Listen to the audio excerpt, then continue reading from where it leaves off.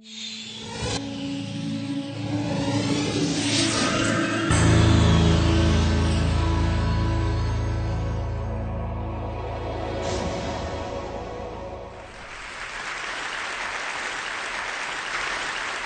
story starts, I was at a friend's house and she had on her shelf a copy of the DSM manual, which is the Manual of Mental Disorders. It lists every known mental disorder.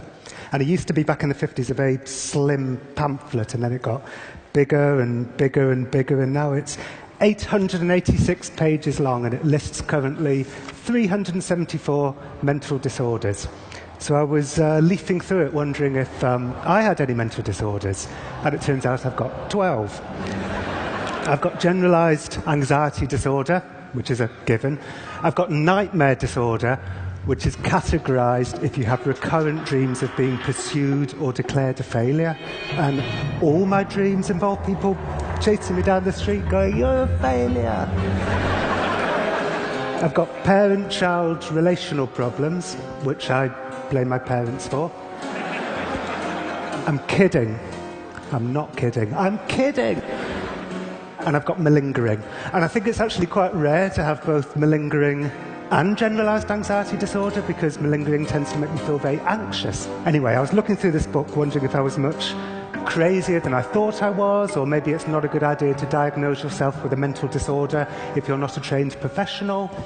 Or maybe the psychiatry profession has a kind of strange desire to label what's essentially normal human behavior as a mental disorder. I didn't know which of these things was true, but I thought it was kind of interesting, and I thought maybe I should meet a critic of psychiatry to get their view, which is how I ended up having lunch with the Scientologists.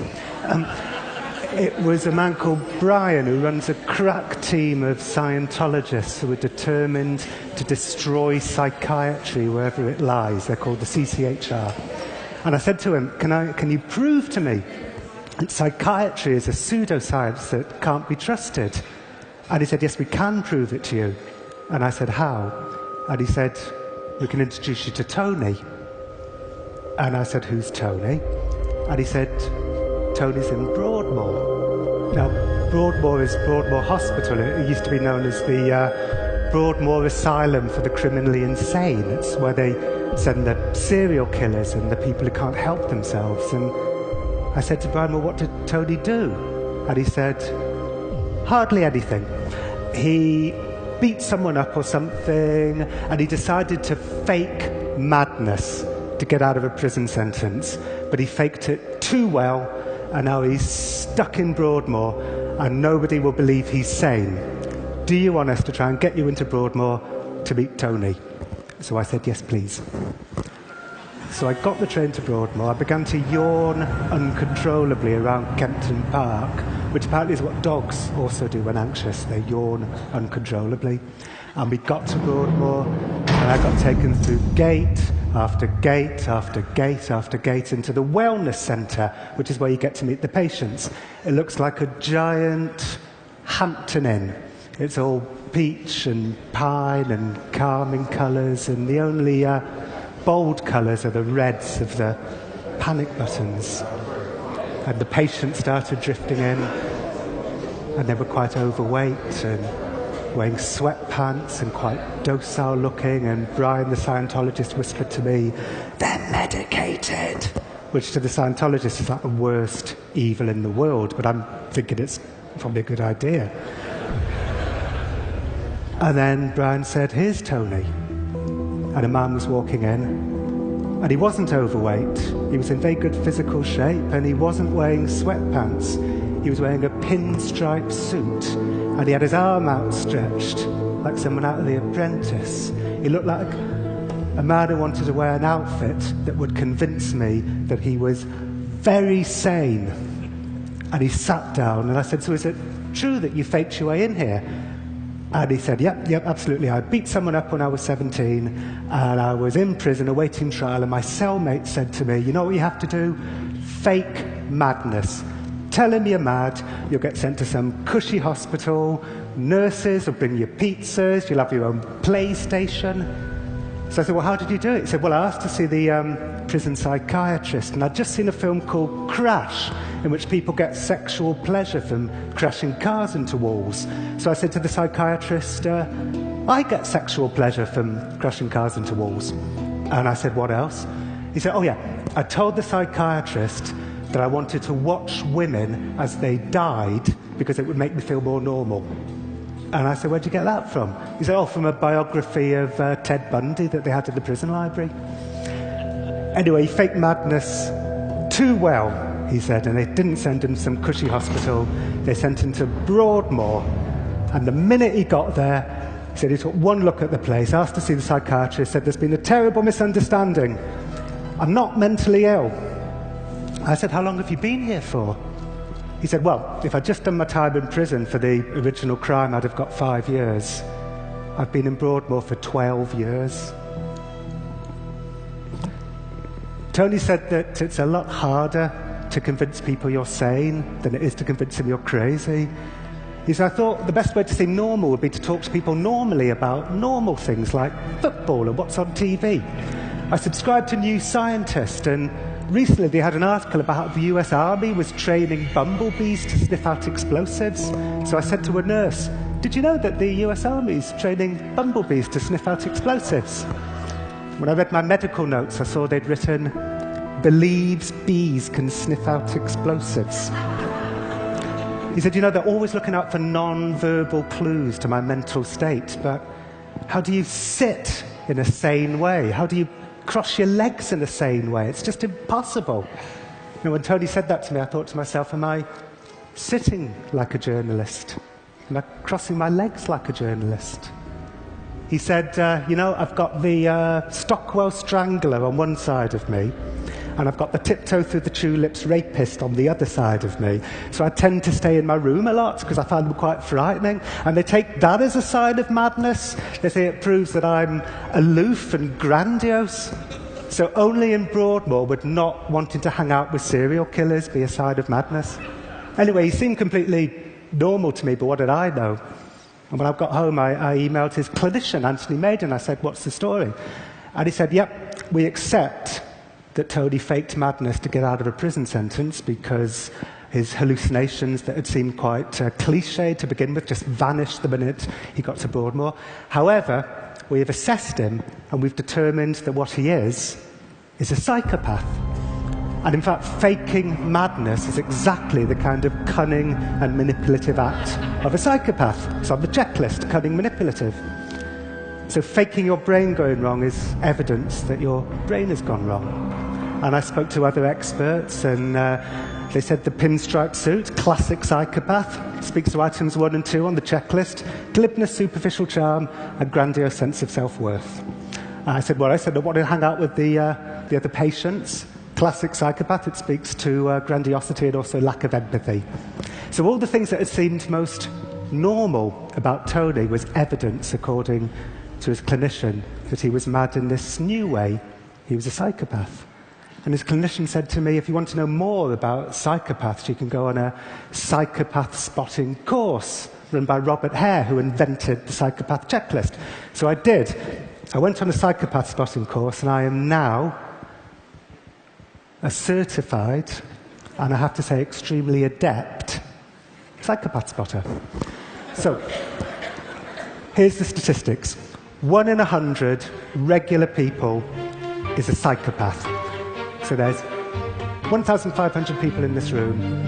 15 of you are psychopaths. Although that figure rises to 4% of CEOs and business leaders, so I think there's a very good chance there's about 30 or 40 psychopaths in this room. It could be carnage by the end of the night.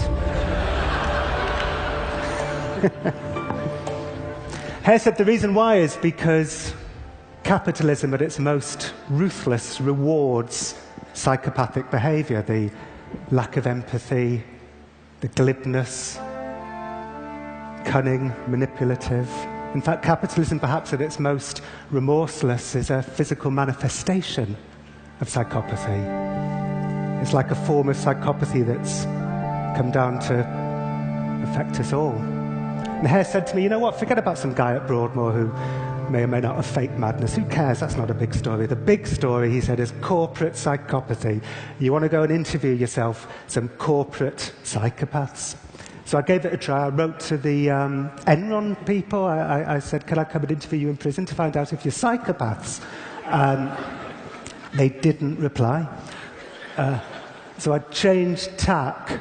I emailed Chainsaw Al Dunlap, the asset stripper from the 1990s. He would come into failing businesses and close down 30% of the workforce, just turn American towns into ghost towns. And I emailed him and I said, I believe you may have a very special brain anomaly that makes you special, interested in the predatory spirit and fearless. Can I come and interview you about your special brain anomaly? And he said, come on over. So I went to Al Dunlap's grand Florida mansion. It was filled with sculptures of predatory animals. There were lions and tigers. He was taking me through the garden. There were falcons and eagles. He was saying to me, over there you've got sharks and more. He was saying this in a less effeminate way. You've got more sharks and you've got tigers. It was like Narnia. And then we went into his kitchen. Now, Al Dunlap would be brought in to save failing companies. He'd close down 30% of the workforce, and he'd quite often fire people with a joke. Like, for instance, one famous story about him, somebody came up to him and said, I've just bought myself a new car. And he said, well, you may have a new car, but I'll tell you what you don't have, a job. So in his kitchen, he was standing there with his wife, Judy, and his bodyguard, Sean. And I said, you know how I said in my email that you might have a special brain anomaly that makes you special? And he said, yeah, it's an amazing theory. It's like Star Trek. You're going where no man has gone before. And I said, well, some psychologists might say that this makes you... And he said, what? And I said, a psychopath. And I said, I've got a list of psychopathic traits in my pocket. Can I go through them with you? And he looked intrigued, despite himself, and he said, OK, go on. And I said, OK, grandiose sense of self-worth, which I have to say would have been hard for him to deny because he was standing underneath a giant oil painting of himself. He said, well, you've got to believe in you. And I said, manipulative. He said, that's leadership. And I said, shallow affect, an inability to experience a range of emotions. He said, who wants to be weighed down by some nonsense emotions? So he was going down the psychopath checklist, basically turning it into who moved my cheese. But I did notice something happening to me the day I was with Al Dunlap. Whenever he said anything to me that was kind of normal, like he said no to juvenile delinquency, he said he got accepted into West Point, and you know, they don't let delinquents in West Point. He said no to many short-term marital relationships. He's only ever been married twice. Admittedly, his first wife cited in her divorce papers that he once threatened her with a knife and said he always wondered what human flesh tasted like. But people say stupid things to each other in bad marriages in the heat of an argument. And his second marriage has lasted 41 years. So whenever he said anything to me that just seemed kind of non-psychopathic, I thought to myself, well, I'm not going to put that in my book. And then I realized that becoming a psychopath spotter had kind of turned me a little bit psychopathic. So I was desperate to shove him in a box marked psychopath. I was desperate to define him by his maddest edges. And I realized that, oh my God, this is what I've been doing for 20 years. It's what all journalists do. We travel across the world with our notepads in our hands and we wait for the gems. And the gems are always the outermost aspects of our interviewee's personality. And we stitch them together like medieval monks and we leave the normal stuff on the floor. And you know, this is a country that overdiagnoses certain mental disorders hugely. Childhood bipolar. Children as young as 4 are being labelled bipolar because they have temper tantrums, which scores them high on the bipolar checklist. When I got back to London, Tony phoned me. He said, why haven't you been returning my calls? I said, well, they say that you're a psychopath. And he said, I'm not a psychopath. He said, you know what? One of the items on the checklist is lack of remorse. But another item on the checklist is cunning manipulative. So when you say you feel remorse for your crime, they say, typical of the psychopath, to cunningly say he feels remorse when he doesn't. It's like witchcraft. They turn everything upside down. He said, I've got a tribunal coming up. Will you come to it? So I said, okay. So I went to his tribunal. And after 14 years in Broadmoor, they let him go. They decided that he shouldn't be held indefinitely because he scores high on a checklist that might mean that he has a greater than average chance of recidivism. So they let him go. And outside in the corridor he said to me, you know what, John? Everyone's a bit psychopathic. He said, you are, I am. Well, obviously I am. I said, what are you going to do now? He said, I'm going to go to Belgium because there's a woman there that I fancy, but she's married, so I'm going to have to get a split up from her husband. Anyway, that was 2 years ago, and that's where my book ended. And for the last 20 months, everything was fine. Nothing bad happened. He was living with a girl outside London. He was, according to Brian the Scientologist, making up for lost time, which I know sounds ominous, but isn't necessarily ominous. Unfortunately, after 20 months, he did go back to jail for a month. He got into a fracas in a bar, he called it. Ended up going to jail for a month, which I know is bad, but at least a month implies that it's whatever the fracas was, wasn't too bad. And then he phoned me. And you know what? I think it's right that Tony is out, because you shouldn't define people by their maddest edges. And what Tony is he's a semi-psychopath. He's a grey area in a world that doesn't like grey areas. But the grey areas are where you find the complexity, and it's where you find the humanity, and it's where you find the truth. And Tony said to me, John, can I buy you a drink in a bar? I just want to thank you for everything you've done for me. And I didn't go. What would you have done? Thank you.